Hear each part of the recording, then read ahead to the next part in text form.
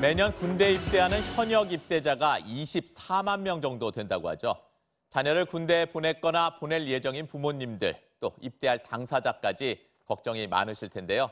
그런데 최근 국방부가 과거 군대의 구습에서 벗어나기 위해 국방개혁을 강하게 밀어붙이고 있다고 합니다.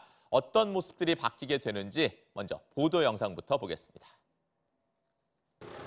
최저임금보다 더 가파르게 오르는 게 있는데 나라 지키느라 고생하는 병사들 월급입니다.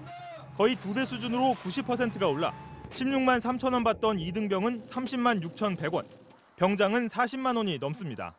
깔끔한 데다가 자연 발효식이라 환경 친화적인 화장실, 또 이동이 편한 트레일러형 수세식 화장실도 전국 훈련장에 설치됐다는데요. 금융위원회는 청년 병사의 목돈 마련을 적극 지원하는 방안을 내놨습니다. 금융위원회는 현재 5%대 우대금리를 적용하는 저축 상품에 월 20만 원까지 저축할 수 있는데 이를 월 40만 원까지 늘리기로 했습니다. 결국 군 적폐청산위원회가 국방부의 외출 외박 지역 제한 폐지를 권고했다는 소식에 장병들은 반기는 분위기입니다. 춘천까지나 그 이상 나가면 인원들 더 편의 시설을 즐기기에도 좋고. 돈 올라도 솔직히 여기서 외박 한 번 하면 돈 엄청 쓰니까. 네, 보도된 것만 정리한 게 이 정도인데요. 국방부 출입하는 유충환 기자와 자세히 얘기 나눠보겠습니다. 자, 유 기자, 네. 국방부가 이 밖에도 평일 외출이나 일과 후에는 휴대전화도 사용하게 하는 등 뭔가 변화가 굉장히 많아요. 네, 군대 문화가 전반적으로 바뀌고 있는 이유를 큰 틀에서 들여다볼 필요가 있습니다. 네. 이 바로 국방개혁 2.0이라는 정부가 추진하는 정책인데요. 쓸데없이 소모되는 병력이나 예산을 줄이고 이 전투에만 집중할 수 있는 군 구조로 완전히 체질 개선을 하겠다는 겁니다. 그런 개혁 방향에 맞춰 군 문화가 변화하고 있는 겁니다. 최근엔 국방부가 이 장군들만 따로 식사하던 소위 간부 식당을 폐쇄하기로 했죠? 그렇습니다. 이 국방부 청사 10층에 있던 식당인데요. 이 보시는 것처럼 이 용산 시내가 한눈에 보일 정도로 아주 전망이 끝내줍니다. 이곳은 소위 국방부 국실장급, 다시 말해서 이 장군들이 주로 이용하던 식당이었는데요. 이 송영무 국방장관이 간부 식당의 적자 보고를 받자마자 폐쇄를 지시하고 이 간부들도 지하 1층의 직원 식당에서 식사를 하도록 하겠습니다. 물론 간부 식당에 근무하던 조리병들은 일반 부대로 재배치됐는데요.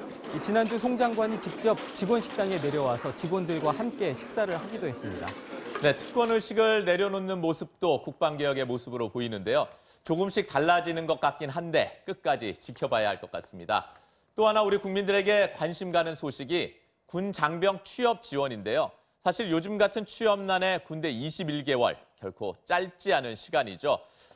근데 이 국방부가 경력 단절을 막기 위한 조치도 시행을 한다고요? 네, 국방개혁의 큰 줄기 중 하나가 바로 경력 단절을 막겠다는 겁니다. 네. 이 한창 일할 나이에 젊은 남자들을 군대에만 묶어둘 수는 없다는 인식이 깔려 있습니다. 이 대통령 임기 내에 이 군복무를 단축해서 경력 단절을 최소화하겠다는 건데요. 이 병력 감소로 남긴 예산을 현대전을 위한 첨단 무기에 투자하는 게 전투력에도 낫다는 판단입니다. 이 지금 보시는 게 지난 22일 열린 전역 장병 취업 박람회인데요. 이런 행사를 포함해 군 복무 기간 중에는 전역 후 취업을 위한 채용 기회를 확대하고 제대 후 진로 연계를 위해 부대 내 교육을 늘린다는 방침입니다.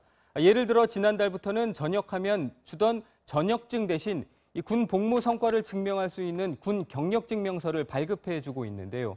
이 성실한 복무를 유도하면서 이 취업할 때 군 생활을 증명할 수 있는 자료로도 활용될 것으로 당국은 보고 있습니다. 이 전역 장병 취업 박람회에 참가한 장병들 얘기를 들어볼까요? 취업 나중에 해야 되는데 취업에도 많은 도움이 될 것 같아서 전역하고 이제 뭘 해야 될지 모르는 사람들에게 정말 희망이 될 수 있는 그런 박람회가 될 것 같고 부대에서 이제 여러 가지 정보들을 좀 제공하고 요즘에는 그런 시대인데 왔는데 진짜 너무 다양한 기업들이 많았다고 너무 느꼈고. 네, 장병들 얼굴에 기대와 걱정이 뒤섞여 있는 것 같은데요. 하지만 좀 달라졌다곤 해도 국방부 시계가 제일 느리게 간다는 말이 있죠. 전역 날짜 애타게 기다리는 게 장병들과 가족들일 텐데요. 자, 유 기자, 지난 1월에 군 복무기간 단축 계획 단독 취재 보도했는데 어떻게 돼가고 있습니까? 네, 많이들 궁금해하실 텐데 네. 현재 상황을 설명해 드리면요. 네. 국방부는 약 2주 전에 기자들에게 백그라운드 브리핑을 통해서 육군과 해군은 3개월이 줄어서 18개월과 20개월로, 공군은 2개월이 줄어든 22개월로 복무 기간을 단축한다고 밝혔습니다. 국방부는 애초 최종 확정안을 3월 안에 발표하는 것이 목표였는데요. 그런데 현재 좀 늦어지고 있습니다. 이 복무 기간 단축은 군 정예화를 통한 전투력 강화라는 군 체질 개선이 병행돼야 하기 때문에 군 구조 개편에 대한